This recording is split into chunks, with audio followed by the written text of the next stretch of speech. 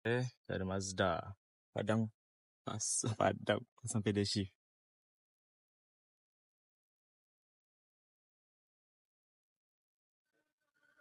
So first kita buka airbag dulu. Pin sini satu. Sini satu. Sini satu. Ada 3 point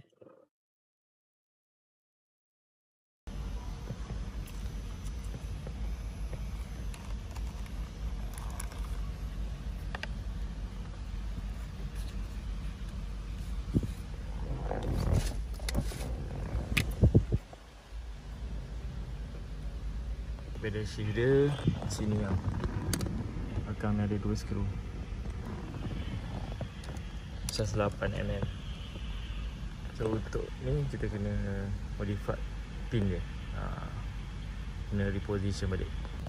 Okay, untuk Mazda 3 ni shift pedal dia punya original. Okay, connector dia macam ni. Okay, bila connector dia macam ni, dia datang dalam keadaan macam ni. So dia akan bagi wire dia, kit wire dia. So kita kena keluarkan daripada original. Kita buka lock pin kat sini.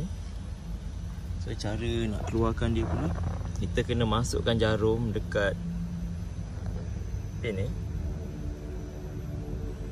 Pin kecil ni masukkan, dan pada masa sama make sure lock ni dah buka dan terus tarik.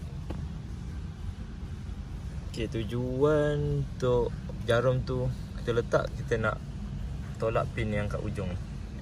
Ni nampak ni ujung ni. Dia punya lock kat sini. Kita tekan dan tarik. Tapi nak kena releasekan dia punya lock sini dulu lah. Okay, lepas tu kita terus boleh masuk. Yang ni sebenarnya kita boleh simpan lah. Lock ni kita simpan. Kita simpan elok, boleh, no hal. Dan kita akan direct masuk yang kat sini. Okay, settle masuk sebelah. Skru dia macam tu lah, skru dia 108. Sebelah pun dah smart dah tu.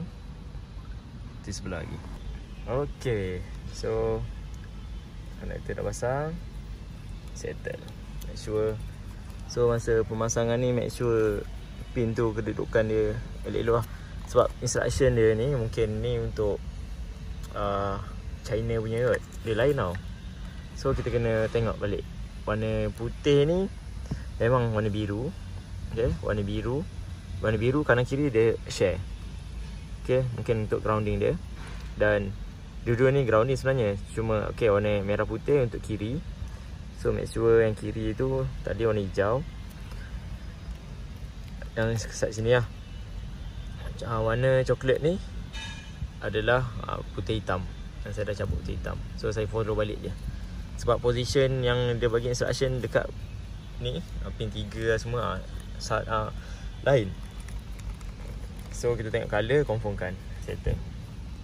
Boleh pasang balik. Dan kita test. Settle.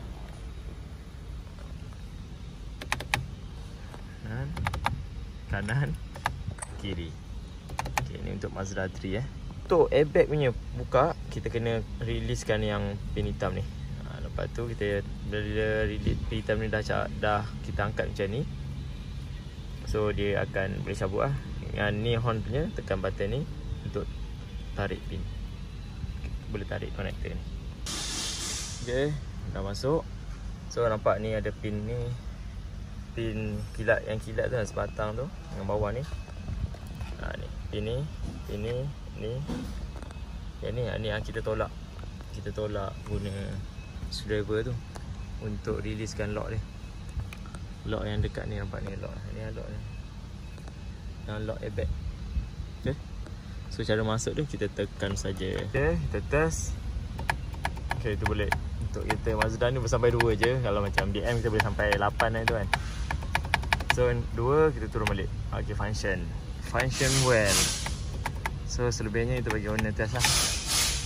Okay, sampai sini dulu untuk video kali ni. Jangan lupa like, komen dan subscribe. Okay, jumpa lagi dalam video akan datang. Fit Idrak. Assalamualaikum. Okay, lepas selesai tu kita tengok tak ada apa-apa warna hilat. Alhamdulillah. Syukur keadaan ilahi.